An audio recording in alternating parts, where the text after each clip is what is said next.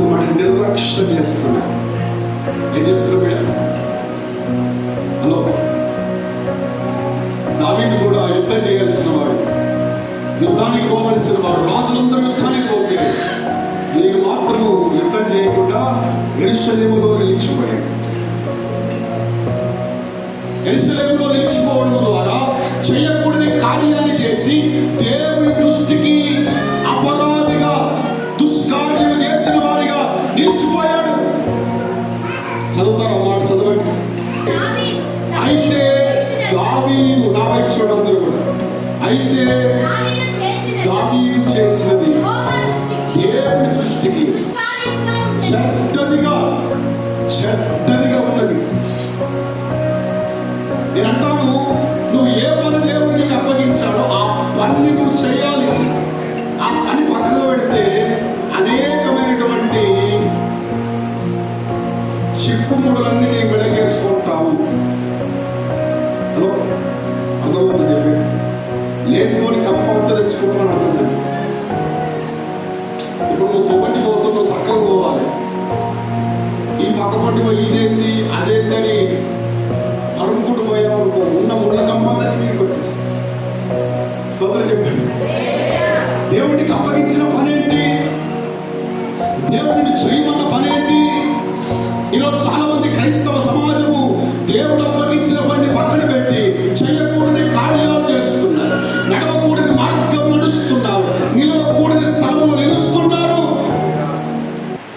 నువ్వు మామూలు వ్యక్తివి కాదు కదా, నువ్వు యోధునివి, యోధురాలువి.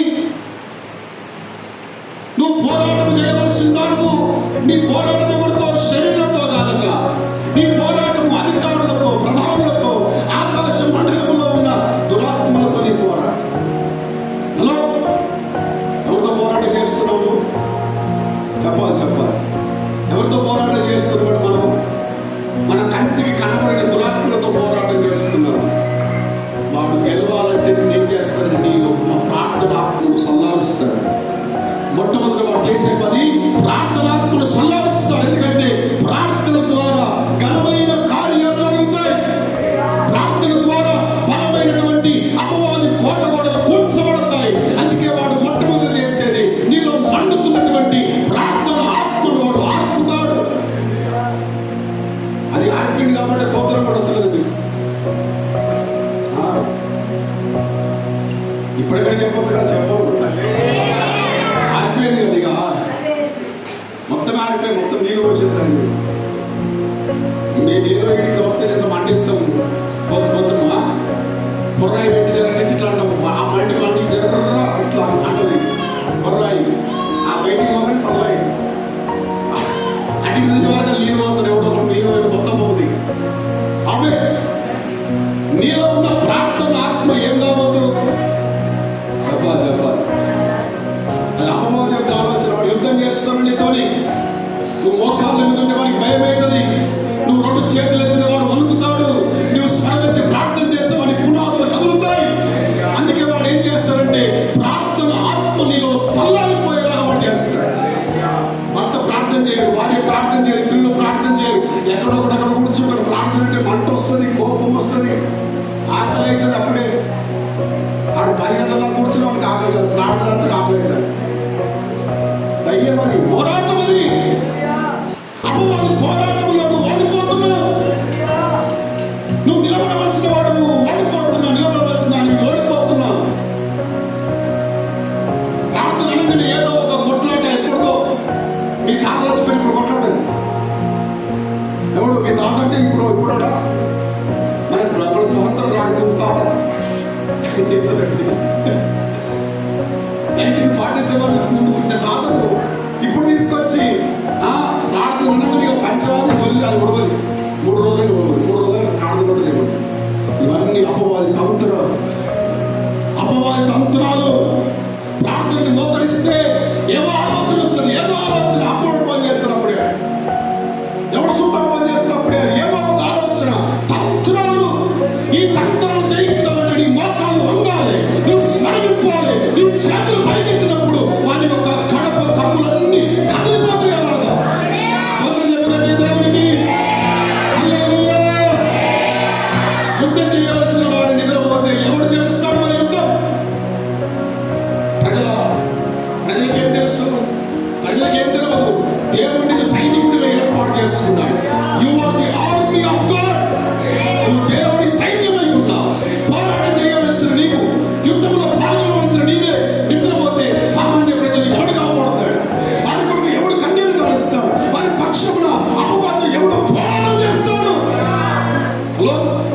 ముందే చెప్పాను నేను, ఎవరిలో అయితే దేవుని వాక్యం ఉంటుందో వాడు యోధుడు.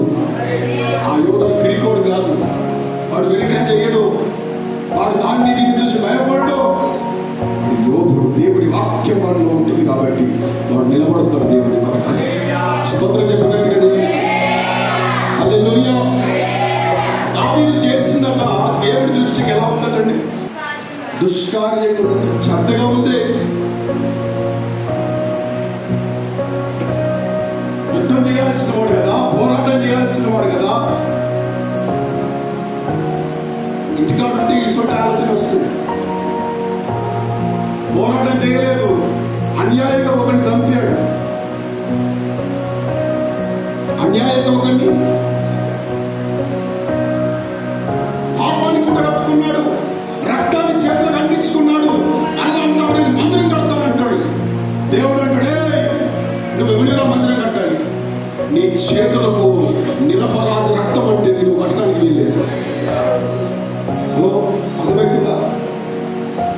ప్రతిదీ కూడా దేవుడు ఏం చేస్తాడంటే కౌంట్ చేస్తాడు, అన్ని చూస్తాడు దేవుడు.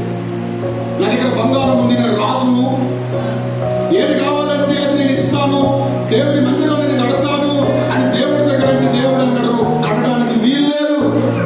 కారణం ఏమిటి? నీ చేతుల్లో నిరపరాధ రక్తం, రక్తంతో తడిసిపోయింది నీ చేతులు. నీ చేతులతో మందిరం కడతావు. హలో, సంసోను కూడా దేవుని చేత అభిషేకించబడిన వాడే, దేవుడి కొరకు యుద్ధం చేస్తున్నవాడు, ఫిలిష్తీయులతో పోరాటం చేస్తున్నవాడు. ఏం చేయాలి? యుద్ధం చేసేవాడు ఫిలిష్తీయులతో పోరాటం చేయాలి, శత్రువులతో పోరాటం చేయాలి. పోరాటం చేయాల్సిన వాడిని అపవాదిగాడు ఒక స్త్రీ యొక్క వలలోనికి వాడు దోసుకొని పోయాడు. యుద్ధం చేయాల్సిన వాడు స్త్రీ యొక్క తొడ మీద వండుకున్నాడు. హలో, యుద్ధం మర్చిపోయాడు. చాలా మంది దేవుడు వారికి ఇచ్చిన దర్శనం మర్చిపోతారు, దేవుడు వారికి పిలిచిన పిలుపును మర్చిపోతారు, దేవుడు వారికి ఇచ్చిన రక్షణను మర్చిపోతారు. వాళ్ళు ఆ దేవుడు ఏర్పాటు చేసుకున్నటువంటి ఆ విధానాలన్నీ మర్చిపోతారు. ఎక్కడో నిద్రపోతారు, నిద్రావస్థలో. సంసోను కూడా దేవుడు పిలిచిన పిలుపును మర్చిపోయాడు, దేవుడు ఇచ్చిన దర్శనాన్ని మర్చిపోయాడు. ఎక్కడో నిద్రపోతున్నాడు, ఒక స్త్రీ యొక్క తొడ మీద నిద్రపోతున్నాడు. యోధుడు కదా, యుద్ధం చేయాల్సిన వాడు కదా, పోరాటం చేయాల్సిన వాడు కదా. ఆయన స్థానం ఏది? ఎక్కడ ఉండాలి? ఈరోజు క్రైస్తవ సమాజం కూడా పిలుపును మర్చిపోయి, దర్శనము మర్చిపోయి, దేవుని ఏర్పాటు చేసిన ఆ రక్షణను మర్చిపోయి ఎక్కడెక్కడో తిరుగుతున్నాం, ఎక్కడెక్కడో అనుకుంటున్నాం, ఎక్కడెక్కడో ఉంటున్నాం. నీ పిలుపు అది కాదు, నీ దర్శనం అది కాదు. దేవుడు నిన్ను పిలిచిన పిలుపు శ్రేష్టమైంది, ఉత్తమమైంది. ఈరోజు ఆ పిలుపును మర్చిపోయి తిరుగుతున్నాం. చివరికి ఏమైనా తెలుసా? గుండెను పగలగొట్టే మాట ఏమైనా తెలుసా? యెహోవా సంసోనును ఎడబాసెను. గుండెను చీల్చే మాట ఇది. 300 నక్కలు పట్టుకున్నాడు దేవుడి ఆత్మతో నింపబడి. సింహాన్ని 2 చేతులతో చీల్చేశాడు. గాడిద దవడ ఎముకతో, ఆ దవడ ఎముకతో 1000 మందిని కొట్టి చంపాడు. కానీ దేవుడు అతన్ని విడిచిపెట్టిపోయాడు. యోధులా, యోధురాలా, నువ్వు నిర్లక్ష్యంగా ఉండి నిద్రలోకి వెళ్ళిపోతే దేవుని ఆత్మని విడిచిపెట్టి వెళ్ళిపోతుంది. దేవుని ఆత్మని విడిచిపెట్టిపోతే దానంతా విచారకరమైనటువంటి మాటగా లేదు. ప్రభువే మనల్ని విడిచిపెడితే మనం బ్రతుకుతామా బిడ్డ? సంసోను దేవుని ఆత్మ విడిచిపెట్టి పోయిన విషయం కూడా సంసోనుకు అర్థం కావడం లేదు. హలో, మనం కూడా మందిరానికి వస్తున్నాం, పాటలు పాడుతున్నాం, ఆరాధన చేస్తున్నాం, వెళ్ళిపోతున్నాం, కానీ దేవుని ఆత్మ నీతో ఉన్నదా లేదా అన్న విషయం కూడా నీకు అర్థం కావడం లేదు. మునుపటిలాగా నీ గుండె కడిలో పగలడం లేదు. మునుపటిలాగా దేవుడు నీతో మాట్లాడుతున్నప్పుడు అయ్యో ప్రభువా నీవు నాతో మాట్లాడుతున్నావని